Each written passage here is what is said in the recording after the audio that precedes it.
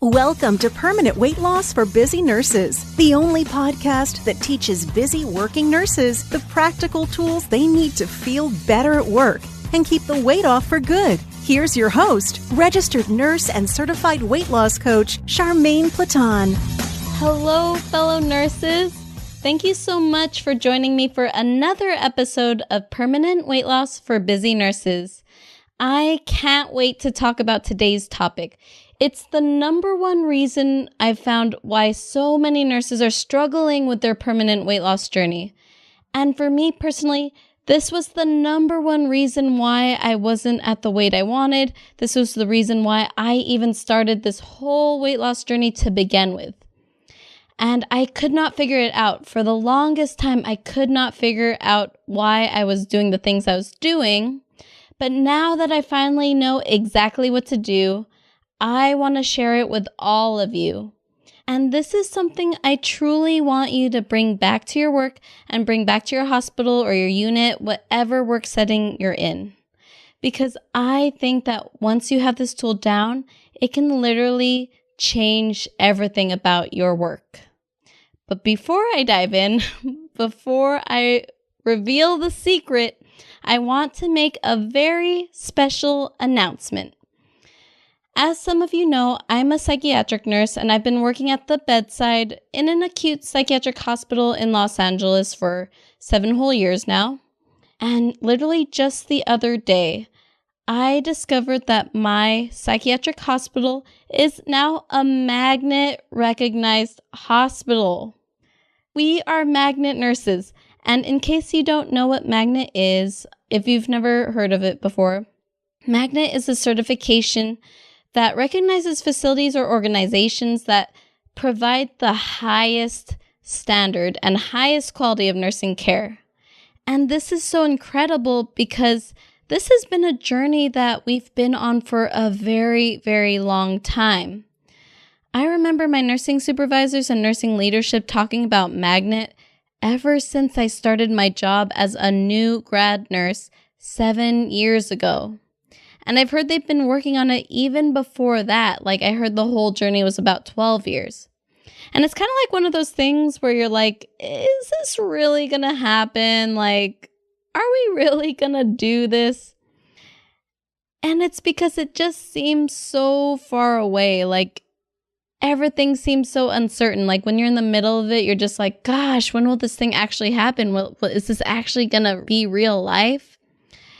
But once I saw it, like, we were all in the auditorium together when they announced the call, like the magnet staff were on the phone and the phone call was over the speakers in the auditorium. And we had the nursing director in the front. We had all our leadership in the front there. And when they announced it that we were officially recognized as a magnet certified hospital, like, we all were just screaming and cheering with our pom-poms. And it was like one of the most, I think for me, like one of the most magical experiences that I've ever had in my workplace. And it's been very powerful.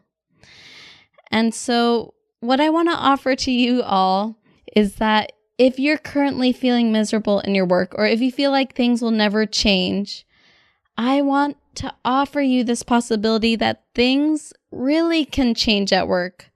Whatever's going on in your work right now is temporary. But the dream and the belief that you want to change things in your workplace has to be there in order for things to change. I just wanted to put that sidebar there because I really believe when I first started working, I didn't know if things could happen. Like, I didn't know if things could change. But being on this magnet journey proved to me that change can happen in the workplace, and things got so much better and everything really improved for the better. So I just really wanted to share that with y'all. It was so exciting for me, and I'm literally like feeling goosebumps as I'm sharing this with you guys. But anyway, back to today's episode, bringing it all back. So today we're going to talk about something that basically all my nurse clients, my coworkers, and myself experience on a regular basis at work. It's something I coach my patients on too, very often. And it is, can you guess? Stress. Specifically work-related stress. And what is one of the number one problems that I help my nurse clients with? stress eating at work. And it's part of the reason why I created this podcast. We never learned in nursing school how to actually manage stress.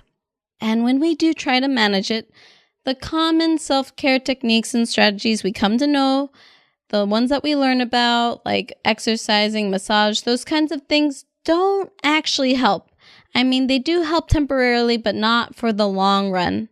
And I'm actually going to delve into this more in our next episode, which is about self-care consumption versus self-care creation. Anyhow, going to today's episode, I mentioned something in episode 1 called cognitive behavioral therapy, or CBT.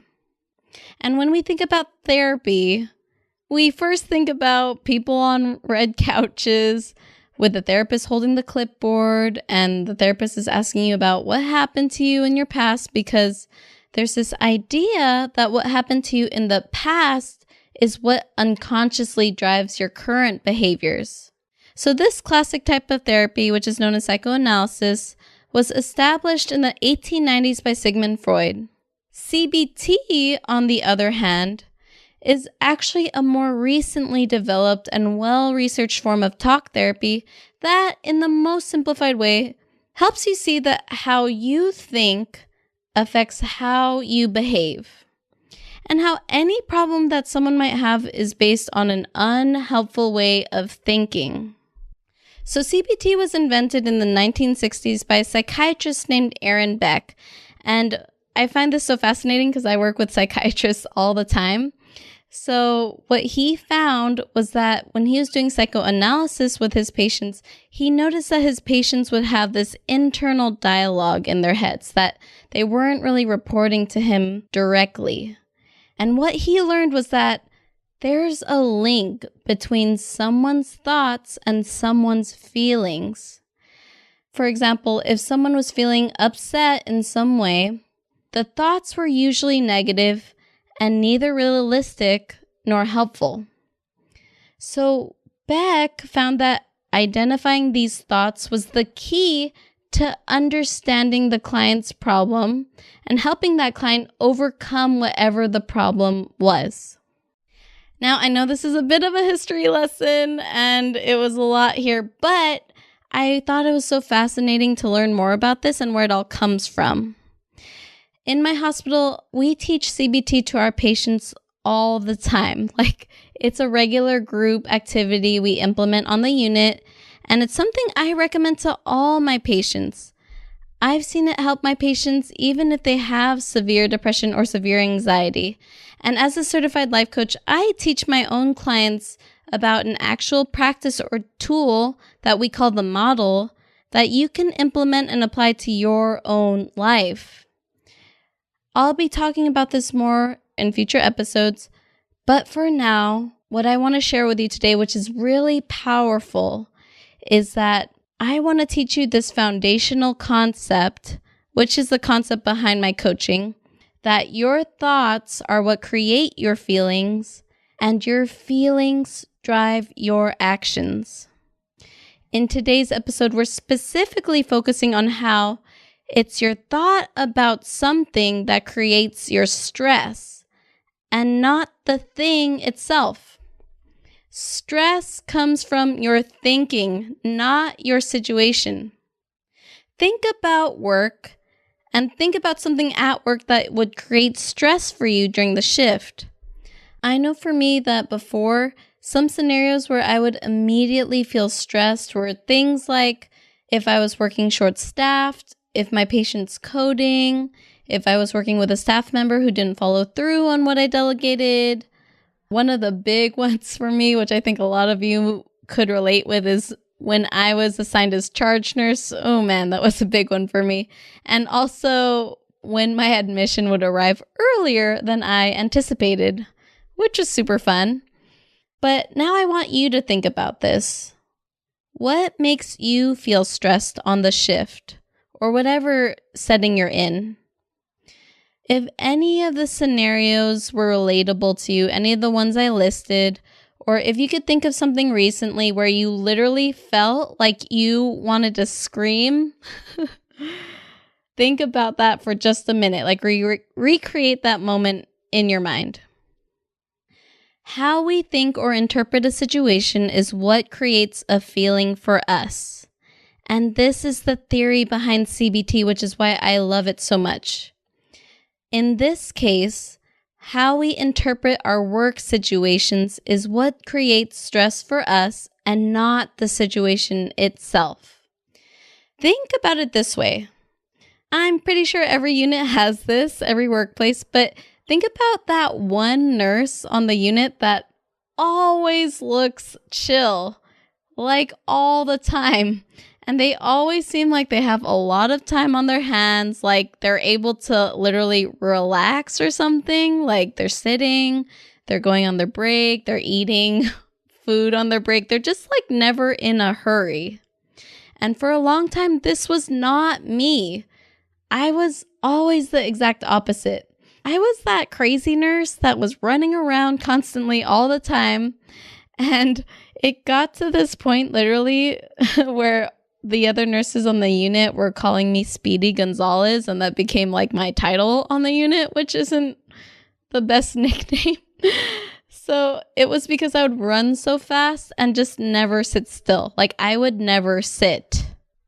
And I was just wondering, like, what am I doing wrong? Like, is it my assignment? Is it my patients? Is it just this terrible day that's just happening to me only? Like, why am I the only one running around? And here's the answer. It was because of how I was thinking. It wasn't my assignment. It wasn't who I was working with. It was none of that. It all came back all the time to how I was thinking. I was thinking in those moments that everything's so busy. I have to do this right now, right away. And oh my gosh, someone's asking me for a bath towel. I better go get it. Or oh my gosh, somebody's calling on the phone. I better go answer that. Like I responded to every little distraction that came up for me. Like I thought it was my responsibility to answer to literally everything. I was everybody's nurse, you guys. Like I really think I thought I was at that moment. Like I felt like I was everybody's nurse. Here's another example. A nurse that I work with on the unit was feeling so frustrated one day and super stressed out immediately after we got change of shift report. Like right after she got report, she began focusing so much on how difficult her assignment was. And she was anticipating like ahead of time how awful her day was going to be. And this was just after change of shift report. Like the day hadn't even started and she was already predicting and foretelling the future and telling herself that her day was just going to be awful because of her assignment and because of the report. And how many of us can relate to this, right? Like I've been doing this so much myself too before. But anyway, because she thought that her day was going to be terrible, she was feeling stressed and then she ate a donut in the break room to feel better. And this was all in the morning. And then what she told me after was, Charmaine, I ended up eating a donut and it didn't even help me feel better. And that's because it was her thinking about the assignment that made her feel stressed, not the assignment itself. And of course, it's not something that the donut could fix. The only thing she could have fixed in that moment was her thinking. So how do we manage stress then when things come up? And if we know that CBT is based on this idea that our stress comes from our thoughts, from how we interpret situations, then what do? Well, first, you have to realize that any impulse you might have to overeat in response to stress is simply our brain's way of responding to quote-unquote danger. There is a primitive part of our brain that's literally seeking out danger and trying to avoid it in the quickest way possible. Like we still have this part of our brain that wants to survive and wants to protect us by helping us avoid danger.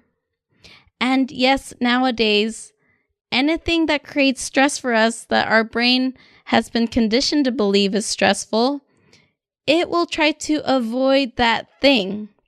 And so in order to help the stress feel better, your brain might tell you to eat the donut. because your brain knows that eating the donut can temporarily at least help you feel better. I also want to tell you that nothing is wrong with you for eating that donut. Okay, like nothing is wrong with you for doing that. It's what our brain is wired to do. If you reach that cookie or that donut in the break room when you're stressed, you're literally doing what your brain was wired to do all our lives. But if you want to lose weight and if you have a weight loss goal, eating whenever you're stressed on the shift will literally block you from reaching that goal weight because you're always eating in response to the situations around you. If you can't effectively manage your stress or other negative emotions within you, you'll never be able to manage your overeating. You'll always feel like you're at the effect of everything around you. But the good news is I have a tool that can help you with that. And the best tool that can help you with this is to first truly understand and grasp the concept that every single situation is completely neutral. Every single situation. And when I mean every situation we're in, I mean all the situations I just listed, like working short-staffed, maybe even your patient falling, or even your patient having a code blue. We're looking at the facts of whatever's happening right now. Like imagine you're looking at your patient's blood pressure, right? Like if we look at our patient's blood pressure, what are the facts? Well, we see this number on the machine that's literally just that, right? Like it's a number. If you look at the number and you perceive that it's a normal number, you don't stress. But if you look at the number and you perceive that it's life-threateningly low and your patient's going into septic shock, then yeah, you're going to start moving your butt, right? It's going to feel pretty stressful, right? But how do you neutralize a circumstance like that? Like, how can you make something that seems so stressful, so painful? Like, how can you just say it's neutral? The simplest and quickest way to do that is to separate the thoughts from the facts. Really get into the bare bones facts of the situation. Like, what are the facts only? Facts have no subjective opinions or judgments. Those are thoughts. Facts are straightforward and to the point, and they describe what's going on. 2 or more people can agree that something's factual, just like saying that I'm a nurse who works in a hospital. Like, all of us can agree that's a fact. But some of you might say, how can you say working short-staffed is neutral? Or my patient falling, or my patient coding? Like, how on earth can that be neutral? Like, those are terrible things. Well, it's neutral because those things that happen, no matter what it is, all of it's neutral because it's just reality. It's literally what's just happening in the moment. What makes the situation stressful is the judgments and opinions that you attach to it.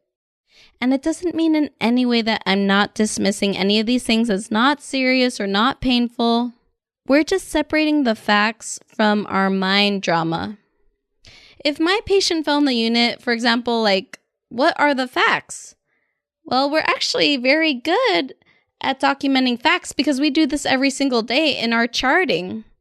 If I were to put in an event report that my patient were to fall, all my event report would say is the patient was found on the floor at 1100 laying on her right side, no bruises, no bleeding, no cuts, doctor was alerted, right? Like that's what I mean by separating the facts and the thoughts. But the story that I attach to my patient falling is a completely different story. And this is what I used to do all the time.